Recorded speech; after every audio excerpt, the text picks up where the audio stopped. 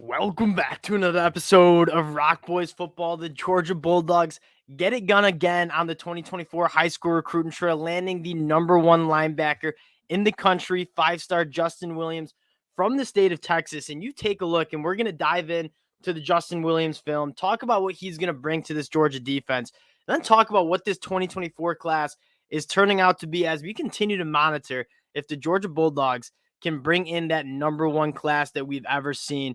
But let's talk Justin Williams first. And one, shout out Kirby Smart and Glenn Schumann, just consistently getting it done on the defensive side of the ball on the recruiting trail. And you take a look at the linebackers they've put out, a very similar argument that we've used for the offensive line recruiting and the defensive line recruiting. Like, the proof's in the pudding. You go to Georgia, you are getting developed into an NFL draft pick. The last couple of years, you have Quay Walker, Channing Tindall, Nakobe Dean, and then you take a look at the 2024 NFL draft. Munden and Dumas Johnson probably going to go in the top 75 picks. I mean, Georgia Bulldogs just continue to pump out talent to the NFL, which is just going to continue to attract five-star talent like Justin Williams to come to Georgia. And Kirby Smart goes head-to-head with Dan Lanning on the recruiting trail and gets it done. Now, before we get into Justin Williams and talking about this 2024 class, just want to say thank you to you guys and the Georgia Bulldog fans. We've talked a ton of recruiting. The support you guys have shown the Go Dogs in the comment section really does mean a lot. So if you do enjoy the content, you enjoy the updates, consider subscribing to the channel. We'll talk about a few more prospects that could be coming to Georgia over the next couple of days. So stay tuned for that as well. But let's get into Justin Williams. And before we even get into the film, like, the physical makeup of this kid is just so impressive, right? 6'2", 205 pounds. He will fill out that frame. There's no doubt in my mind. But you take a look at the athleticism that he brings to the table. One thing I love, earlier in his high school career, played at that safety position. So the coverage is going to be somewhat solid, right? And that's a lot of the big question marks you have about linebackers making that transition to college football is, can they cover? Like, a lot of these guys are big, fast, can find the football and tackle. Can they do some of that other stuff? Justin Williams, having that background as a safety, I think you really like seeing that as a transition to the college level. And then an 11-second 100-meter dash time, flat. I mean, that is faster than a lot of wide receivers that are coming into college football. You're getting an absolute freak. And when you turn on the film, 95 tackles, 17 of those are for a loss, and kind of resembles what Georgia wants to do. You're going to see a lot of different things. Now, the first play, you're just going to see the straight up burners and how this guy can go sideline to sideline and is really never out of a play because of how athletic and how fast he is. But what you're also going to see is him get downhill, play with that aggressive mindset that Georgia linebackers kind of have really made that identity of that linebacker room. But you see him catch a wide receiver from behind. Justin Williams does so many things that are so good. And you're going to see the closing speed here, like closing that gap, going out, making the tackle after dropping back in coverage. You really like that. And you're also going to see him get downhill as well, right? Beat a block and then go make a tackle. Like, the ability that you go watch that play back again. Like, we're talking about, oh yeah, he needs to fill out that frame. Is he big and powerful enough to play linebacker in the SEC at 205 pounds? One, he's going to gain weight. Two, at 205 pounds, I don't even have the question marks about that. I mean, a pulling guard absolutely puts him on his butt, makes a tackle, is able to shed the block and make a play. He gets downhill, and something that I always loved about a guy like Nakobe Dean was how much he just played with the instincts and how quickly he got downhill. You see it there, right?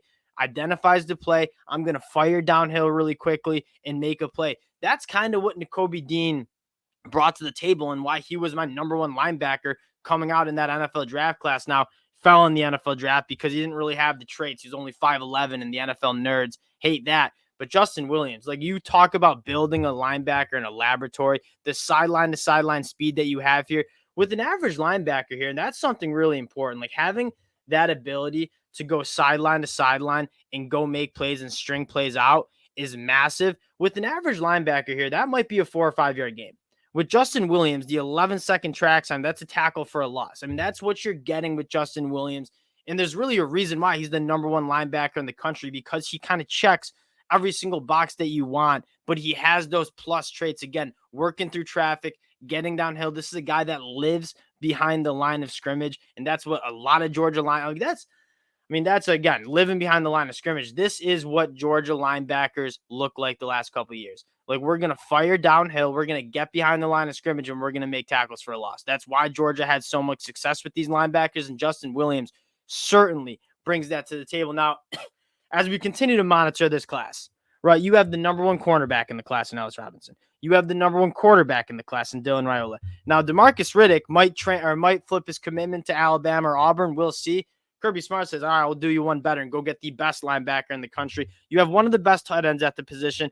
Now, what's more fun to look at, right? And we've hammered home, like, Georgia, this is their 26th commitment. So many of these guys are in the top 50, top 5 in their position groups. What's even more exciting is taking a look at what this class could be. And yes, Georgia has taken some lumps on the recruiting trail, not that many. They've been in it for pretty much every single 5-star across the country. The next couple of guys to keep an eye on. One, KJ Bolden, the number one safety from Buford, Georgia, 5-star kid committing on August 5th. It sounds like Florida State's in it, Ohio State's in it. But from what you see in here, Georgia kind of the front runner here as it comes down to the wire here, August 5th. Then you're talking about the number one cornerback, the number one safety, the number one linebacker.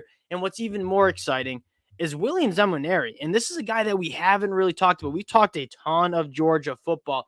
Williams Nwaneris, the number one defensive lineman in the class of 2024, also searing some buzz about the Georgia Bulldogs, right? Oklahoma is for sure in it. It sounded like the homeschool Missouri was in it.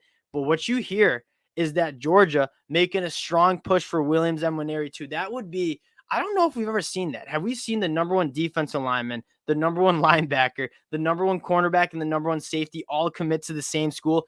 That would be absolutely freaky. But if there's any school that's going to recruit at that level on the defensive side of the ball, it's going to be the Georgia Bulldogs.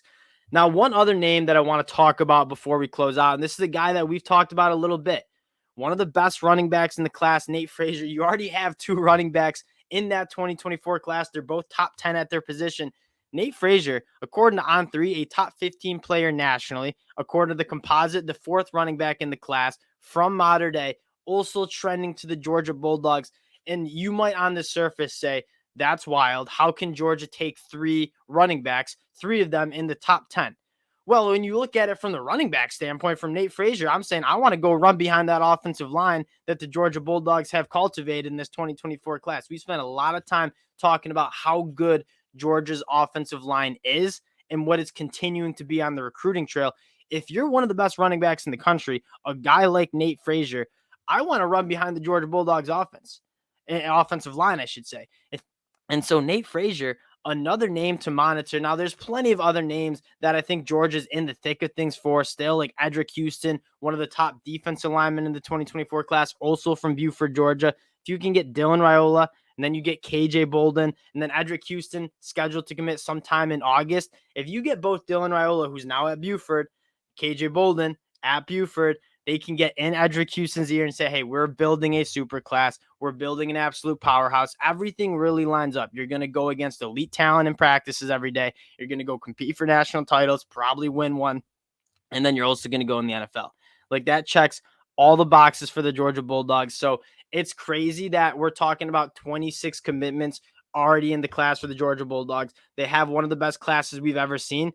And it sounds like they're not even close to being done yet. Again, appreciate you guys rocking with the boys. And if you do enjoy the content, consider subscribing to the channel. We'll have some more updates on the way. Appreciate you guys rocking with us, and we'll talk to y'all later.